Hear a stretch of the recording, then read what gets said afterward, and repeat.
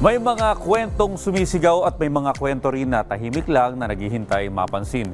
Pero sa mundo ng pelikula, nabibigyan ng puwang ang mga ito. Kaya't kaugnay niyan, isang film festival ang muling idinaos. At yan ang Cinegoma Film Festival. Panoorin po natin ito.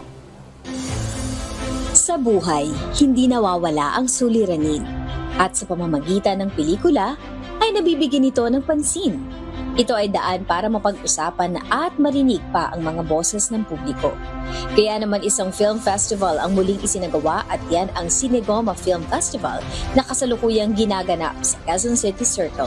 Napaka-importante po noon na tuloy-tuloy yung festival kasi po taunan din po silang sumasali at talagang nabibigyan sila ng opportunity and experience na napapalakas yung moral nila. Nabibigyan sila ng pagkakataon na ma-feel na merong nag-appreciate at merong nagbibigay ng value sa art nila, sa talent nila, sa skills nila.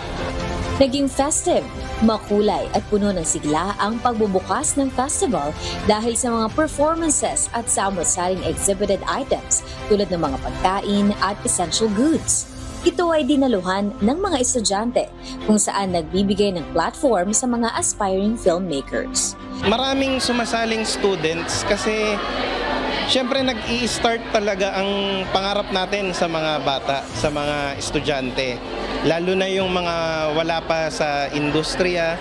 So talagang hinihikayat namin yung kabataan, yung mga batang filmmakers natin, mapa-estudyante man yan o mapa-professional yan, hinihikayat natin yan na sumali sa Cinegoma kasi once na nahubog sila dito sa Cinegoma at ginanahan sila, na-boost yung moral nila dahil nabibigyan sila ng importansya at nakaka-experience sila ng mga ganitong event.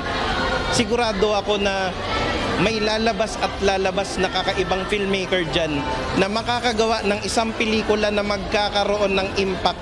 Ang mga pelikulang kalahok sa festival ay mula sa iba't ibang bahagi ng Pilipinas na umabot ng 40 film entry at gaganapin ang awarding ceremony sa November 29, 2025.